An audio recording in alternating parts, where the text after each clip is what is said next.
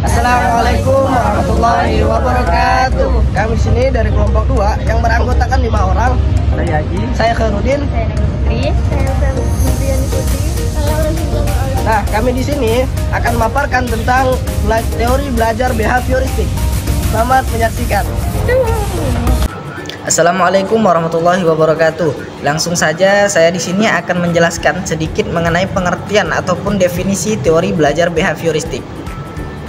Berbicara tentang behavioristik, teori belajar behavioristik ialah perubahan tingkah laku sebagai akibat dari adanya interaksi antara stimulus maupun respon, seperti halnya guru dengan siswa ketika berada di dalam kelas. Dengan kata lain, belajar merupakan perubahan yang dialami siswa dalam hal bertingkah laku dengan cara yang baru sebagai hasil interaksi stimulus maupun respon. Dan juga perlu kita ketahui, seseorang dianggap telah belajar sesuatu jika ia dapat menunjukkan perubahan tingkah laku. Baiklah, di sini saya akan menjelaskan tentang kelebihan dan kekurangan.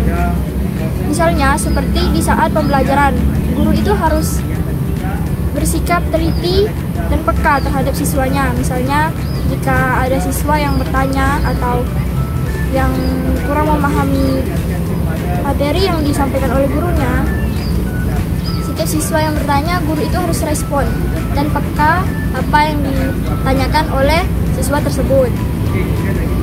Seorang guru setiap pembelajaran tidak harus selalu menggunakan metode ceramah. Jadi seorang guru harus bisa menggunakan metode gambar atau menggunakan monitor. Karena siswa harus bisa dibiasakan belajar mandiri. Dan setiap murid juga berani bertanya kepada gurunya agar lebih jelas dan siswa itu bisa memahami materi yang disampaikan gurunya. Dan seorang guru sudah harus menyusun materi yang akan disampaikan kepada siswanya, memberikan penjelasan yang menarik agar para siswa tidak bosan di dalam ruangan tersebut. Tapi tidak semua siswa juga bisa menggunakan metode ini. Jadi, para siswa harus mendengarkan dan menghafalkan apa yang mereka dengar dari seorang guru sebagai cara belajar yang efektif.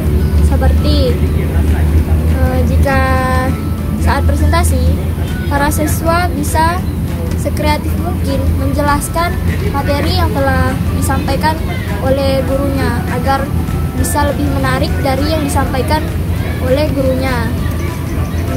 Seperti agar di dalam kelas tersebut tidak bosan, tidak mengantuk.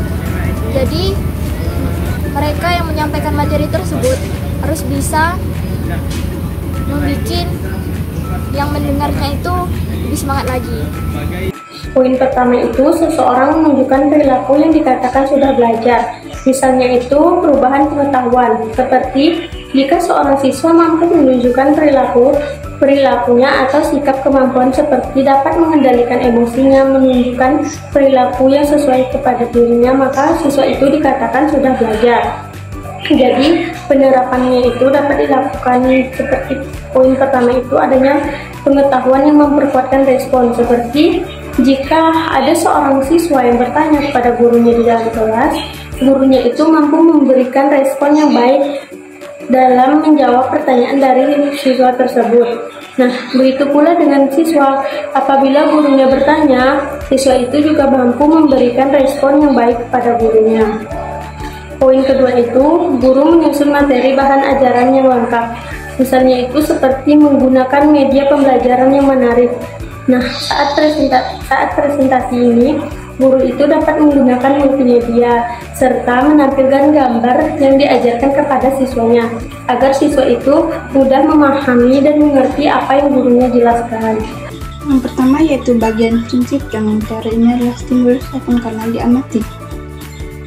Menjelaskan bahwa pelajaran merupakan perubahan perilaku yang dapat diamati, diukur dan dinilai secara konkret. Perubahan tersebut terjadi melalui rangsang atau stimulus yang menghasilkan hubungan perilaku reaktif atau respon.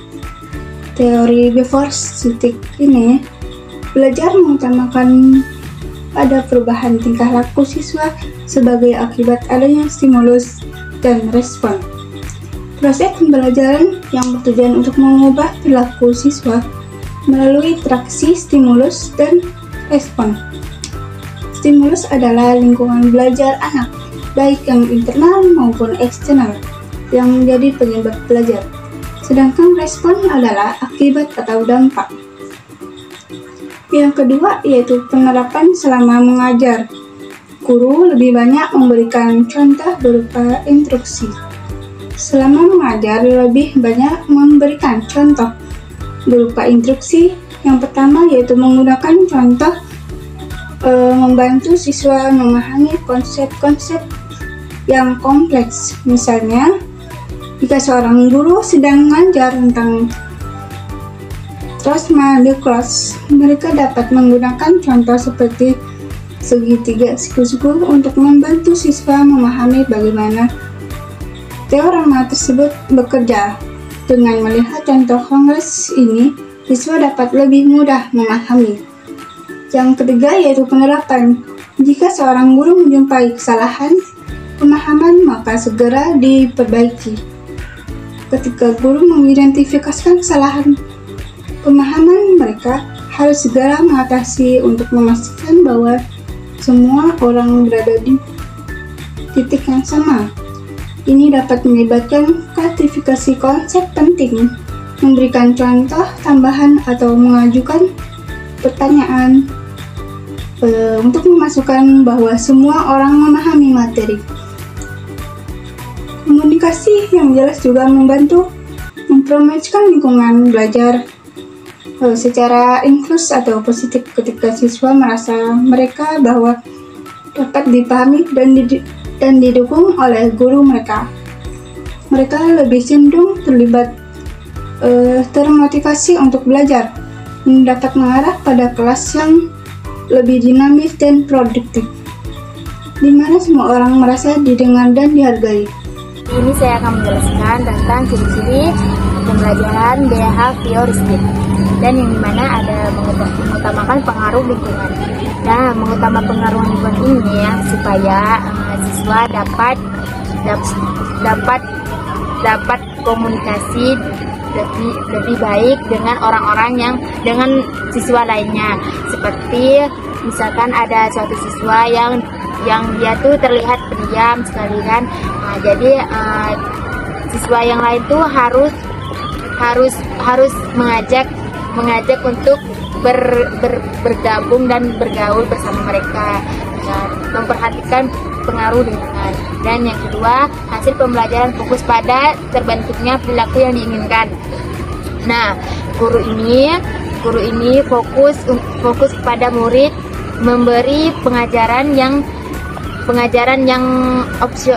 optimal kepada siswa supaya dapat terbentuknya perilaku yang diinginkan oleh guru terhadap siswa. Dan yang ketiga, mementingkan pembentukan reaksi atau respon. Nah, guru harus memberikan reaksi atau respon kepada siswa supaya siswa itu dapat memahami apa yang diajarkan oleh si gurunya dan memberikan kayak respon. Kayak contohnya kan, ada seorang siswa nih mau ingin bertanya kan, kalau mau bertanya itu kan kayak ramai-ramai kan. Jadi tuh guru tuh harus bisa merespon yang mana pertanyaan yang berbobot. Dan yang keempat ada bersifat mekanistis, dilakukan dengan mekanis tertentu. Kayak harus bersifat adil lah kepada semua siswa, ndak kayak pilih kasih, pokok ndak pilih kasih lah terhadap siswa yang lainnya. Dan yang terakhir, menganggap latihan itu adalah hal yang penting dalam proses pembelajaran. Nah, kita tuh perlu latihan untuk belajar. Kayak guru tuh harus banyak-banyak belajar dan melatih dirinya supaya apa yang disampaikan itu masuk di akal. Itu enggak sih ya? Nah, dan yang terakhir, hukum belajar behavioristik, hukum kesepian. Nah, hukum kesepian supaya kita tuh kayak hukum kesepian kan, belajarlah behavioristik supaya tidak dangkal pikirannya. Dan hukum latihan, kayak kita tuh harus banyak-banyak berlatih. Nah, hukumnya itu tuh behavioristik, dan hukum efek, hukum sikap, dan banyak-banyak lagi tuh kayak menganukan sikap kita kepada siswa. Kesimpulan dari materi yang telah digambarkan dari materi sebelumnya ialah bahwa teori belajar memiliki beberapa fungsi dalam proses pembelajaran. Di antaranya ialah proses pemahaman, terus proses produktif, selanjutnya proses kontrol, dan yang terakhir proses rekomendatif. Melalui pembelajaran teori tersebut dapat merekomendasikan pedoman kepada peserta didik yang berupa stimulus-stimulus yang tepat dalam proses pembelajaran sehingga memunculkan respon terhadap peserta didik yang merupakan hasil belajar yang diinginkan. Teori belajar behavioristik menjelaskan bahwa belajar adalah suatu perubahan atau tingkah laku sebagai akibat dari adanya interaksi antara stimulus dan respon. Dari beberapa teori belajar behavioristik yang dikembangkan dapat disimpulkan bahwasanya untuk memunculkan respon yang diharapkan dan dibutuhkan penguatan untuk peserta didik. Sekian.